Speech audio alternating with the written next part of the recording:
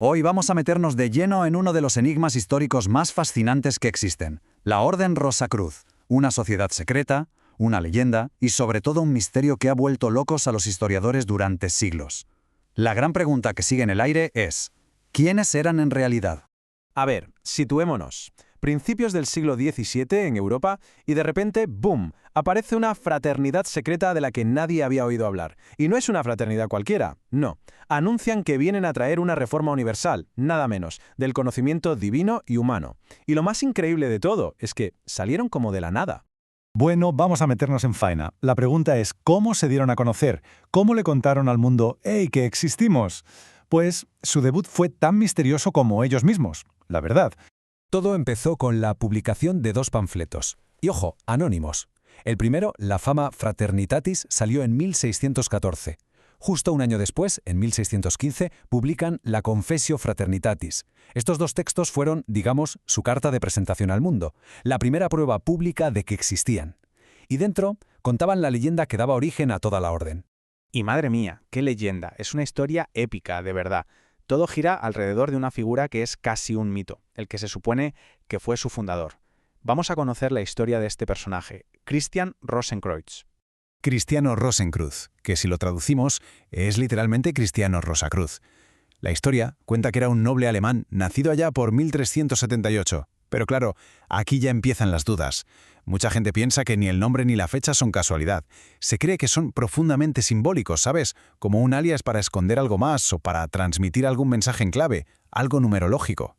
Bueno, pues la leyenda narra el viajazo que se pegó este hombre en busca de la sabiduría antigua. Alucinante. Empezó como una peregrinación a Tierra Santa, pero en Chipre la cosa se tuerce, su compañero fallece. A partir de ahí su viaje se convierte en otra cosa. En Damasco aprende alquimia con maestros sufíes. En Egipto y Fez se mete en el mundo de la magia, hasta dice que contactó con espíritus elementales. ¿Y qué pasa cuando intenta compartir todo esto en España? Pues que los eruditos de la época básicamente se ríen de él, lo ridiculizan. Y fue precisamente ese rechazo lo que le hizo volver a Alemania con una idea muy clara, pues si no me quieren, me monto yo mi propia fraternidad. Y antes de separarse para ir cada uno por su lado a difundir el conocimiento, establecieron 6 reglas. 6 reglas sagradas, inviolables. Algunas eran muy curiosas, como la de curar a los enfermos, pero gratis, sin cobrar nada. O la de no llevar un hábito especial, sino a mezclarse con la gente. Pero la más importante, la clave de todo, era que la fraternidad debía permanecer en secreto durante 100 años. Estaban convencidos de que el mundo no estaba listo para su gran reforma, que había que esperar. Y ahora viene lo bueno, porque con una historia así es inevitable hacerse la gran pregunta. A ver, ¿estamos hablando de historia de verdad, de hechos reales, o esto es otra cosa? Y este es el meollo de la cuestión. El dilema que lleva, ojo, 400 años volviendo locos a los historiadores. ¿Christian Rosenkreuz existió de verdad? ¿Fue una persona de carne y hueso? ¿O todo su viaje es en realidad una metáfora súper elaborada sobre el camino que hay que seguir para alcanzar la iluminación espiritual? Básicamente, hay 2 maneras de enfocarlo. No hay más. La primera es la interpretación literal. Un señor real fundó una orden real. Punto. La segunda, que es la que tiene más adeptos, es que todo, absolutamente todo, es una gran alegoría. Desde este punto de vista, el viaje de Rosenkreuz no es con los pies, es un viaje espiritual. Una mezcla de gnosticismo, de cábala, y esto es súper importante, porque si es una alegoría, nos da una pista brutal sobre cómo era el siglo XVII, una época de búsqueda espiritual a tope, donde la gente quería unir la ciencia, la religión y la magia en algo nuevo, en una nueva forma de ver el mundo. Y aquí la cosa se puede todavía más interesante, porque claro, no todo el mundo se tragó la leyenda. De hecho, había una sociedad secreta rival, muy poderosa, que tenía una opinión, digamos, bastante diferente, y nada favorable. Hablamos del barón von Nigge, que no era un cualquiera, era un pez gordo de los Illuminati. Iba y suelta, así, rotundamente, que los Rosacruces nunca existieron de verdad, que todo lo que se cuenta en la fama es solo una sutil alegoría. Vamos, una declaración que es un bombazo. Pero, a ver, ¿nos podemos fiar de esto? Hay que pensar un poco en el contexto, ¿no? Es que esta afirmación no la hace un observador neutral, la hace un competidor directo, alguien que tenía motivos de sobra para querer dejar mal a los Rosacruces. Mira, en el siglo XVIII los Rosacruces y los Illuminati estaban a la greña, eran archienemigos, luchando por ver quién controlaba la masonería en Alemania. Era una guerra de poder en toda regla, una partida de ajedrez para ver quién tenía más influencia. Al final, los Illuminati consiguieron debilitar a los Rosacruces, así que cuando von Knigge dice lo que dice, no está hablando como un historiador, está hablando como el ganador que se burla del perdedor. Su opinión, vamos, estaba un poquito bastante sesgada.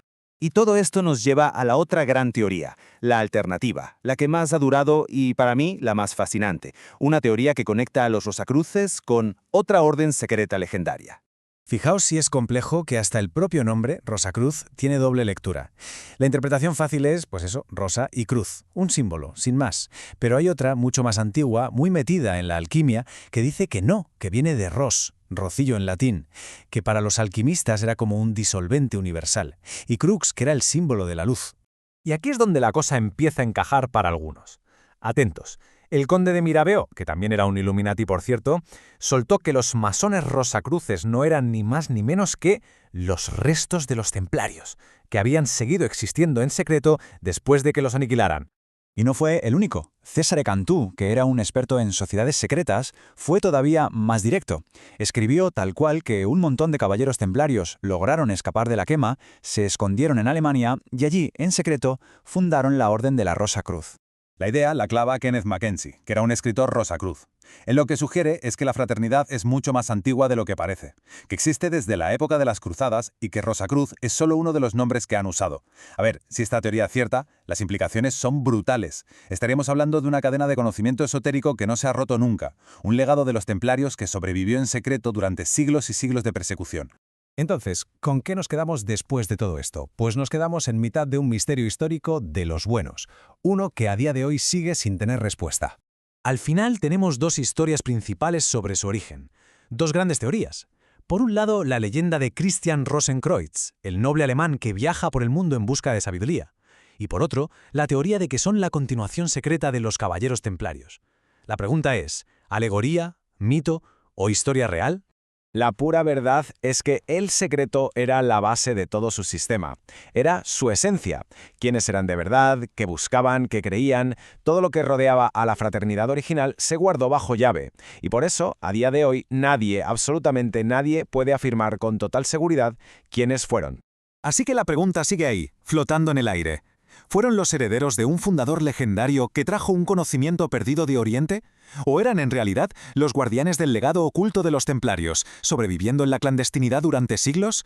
Sea como sea, el verdadero secreto parece que sigue muy bien guardado.